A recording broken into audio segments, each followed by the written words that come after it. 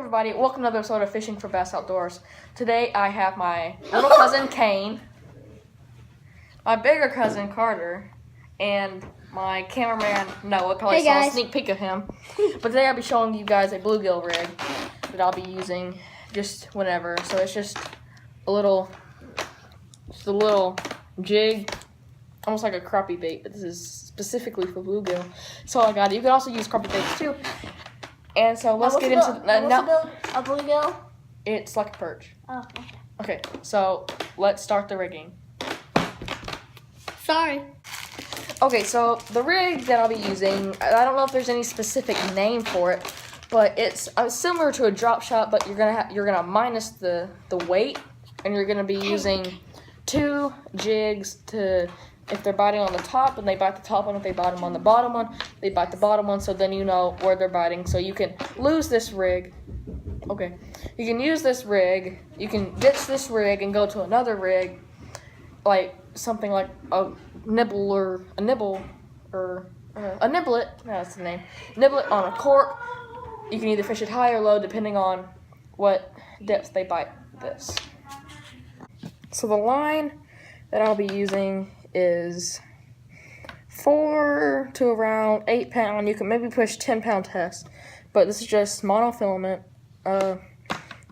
and you can either use fluorocarbon to have a little bit of scratch, but this is cheaper, so I got this. So the first thing you're gonna do is you're gonna put your line through the bait.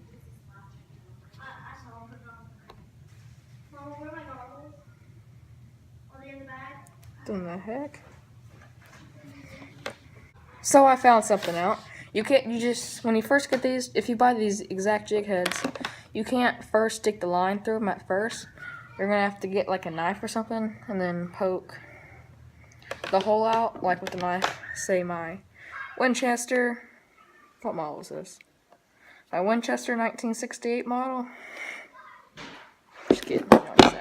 You can just take a spare hook and just get that hole out.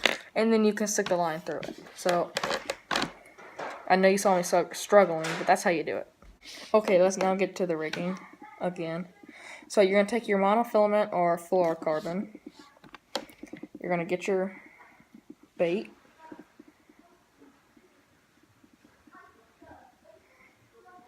You specifically have to tie a Palomar knot with a. You're going to have to get a lot of tag end line. So a lot of extra line. Don't know if I could double up. Okay.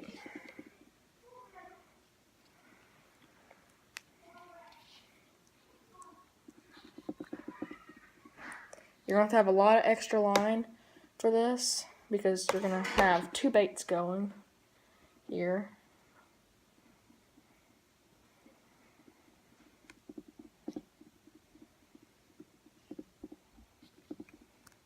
Then you're going to pull the tag end as much as you can to get extra line. And then we're going to want to straighten everything out or tighten everything out. So you're going to take your pliers and just tighten it like that. Okay, now you have your Palomar knot and your extra long tag end. Now you're ready for step 2. So what step 2 is you're going to take an extra jig head and you're going to stick it on there. Just like a drop shot, but you're using an extra bait. Since I haven't poked the hole out, I'm going to cut the video here just so you don't have to see me poke the hole out. Okay, now that you have your hole out, you're going to take your line, or basically your tag end, and run it through this bait. And then you can just tie a regular Palomar knot to this. Doesn't have to be big. Unless you want a 3rd bait, then you can have a 3rd depth. But I would recommend doing that.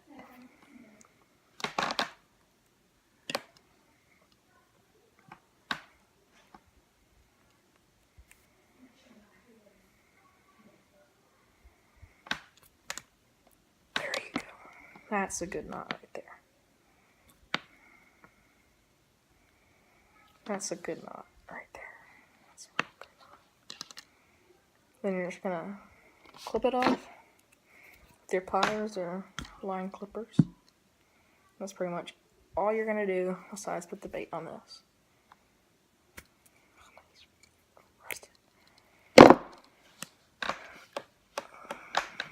Okay, tighten everything. Now all you have left to do is put the bait on this and then you're ready to go. Now note that you can switch up the baits here. You don't have to use the exact same baits like I'm using. But this color is already the color that works good at my pond. It's kind of like a chartreuse, green, and pink color. So this works at the pond that I'm going to.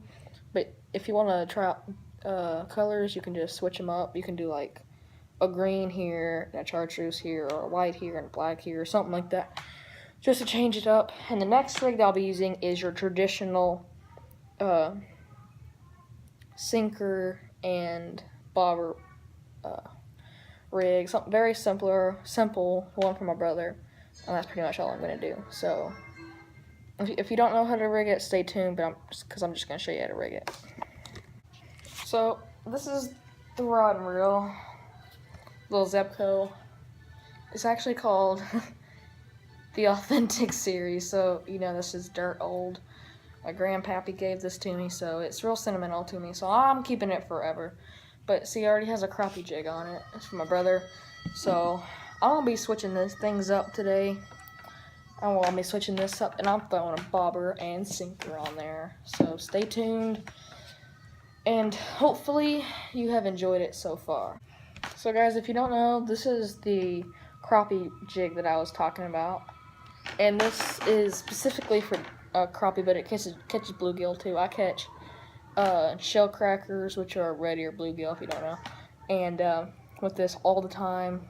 I don't know what the deal is with it, but this straight up catches bluegill and crappie. Just because it says crappie jig on it doesn't mean you can't go out and explore what else it can catch. So go out and explore, and hopefully you guys can catch some bluegill on this instead of crappie, and catch some crappie too, because everybody loves catching crappie, right? So these are the hooks that I'll be using. These are #1 Eagle Claw, which are one of the best hooks you can come around. Besides Gamakatsu and Berkeley hooks, these are meant just for bluegill because they actually got the bobber and sinker set up right there. So I'm gonna be using these because these bluegills are jumbo size, so I'll be using bigger hooks instead of like a size 12 or size 8. These are just big size 1 hooks just for bluegill because I'm looking for catching the bigger bluegill here. But in this case, they're not as big as I thought they were. I mean, they're big for bluegill, but this is what they look like. So they're really not that big. But I'm just going to show you guys how to tie it and rig it. So, if I can get it here, you're just going to run your line into the eye. You're going to tie a simple Palomar knot or a standard fisherman's knot. Whatever knot you like to tie is what you need to tie here. I think that's what works the best, is whatever you want to tie. But on that other rig, a Palomar knot had to be tied, or any knot that leaves a big tag end, which that's really the only knot that I really know that hides a big tag end. Sorry, I can't speak.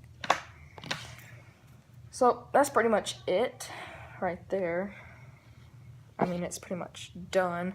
Now all you need is a little split shot sinker and a bobber / cork. I'm leaving a little bit of an end tag in right there, just in case my knot slips, for extra strength and protection against fish.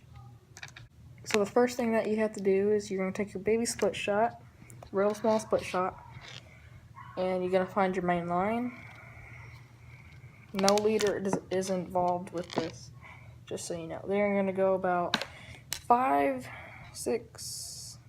10 inches past the hook, and that's where you're going to put your split shot. Lame. Okay. I'm just gonna squeeze it on there, make sure it's nice and tight.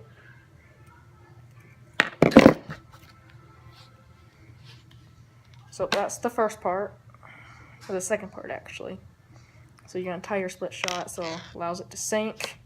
Now you're gonna want to put your traditional bobber, or you can grab a stick bobber. I like these because these are lighter, because I can feel those real subtle and small bites. Because bluegill tend to be ranged to about that big, but these range to be about this big at this pond. So I think I'm gonna have a fun time catching these. So the first thing that you see on this cork is a spring. So, and then, whoa, did I just break it? No, okay. So there's a little lip right there. So that's where you're gonna put your line. So the next thing that you're gonna do is you're gonna pull down the spring right here. And there's a lip, and you're gonna wrap your string around there, or your line around there, about 2, 3, 4 times, and then you're gonna pull the spring back up to lock it in place. And then your rig is pretty much done, except for your bait. You're gonna be using niblets, or you can use night crawlers. It's up to you, but in this case I'm using niblets. Depending on where the fish are, you can move your cork up or down to determine the depth. So this is how I like it right here, and I'm gonna put a niblet on the end of that, and I have a sinker right there, and that's pretty much the whole rig. Very simple and traditional, but it catches fish, and this is pretty much the end of the video. So hopefully you guys enjoyed.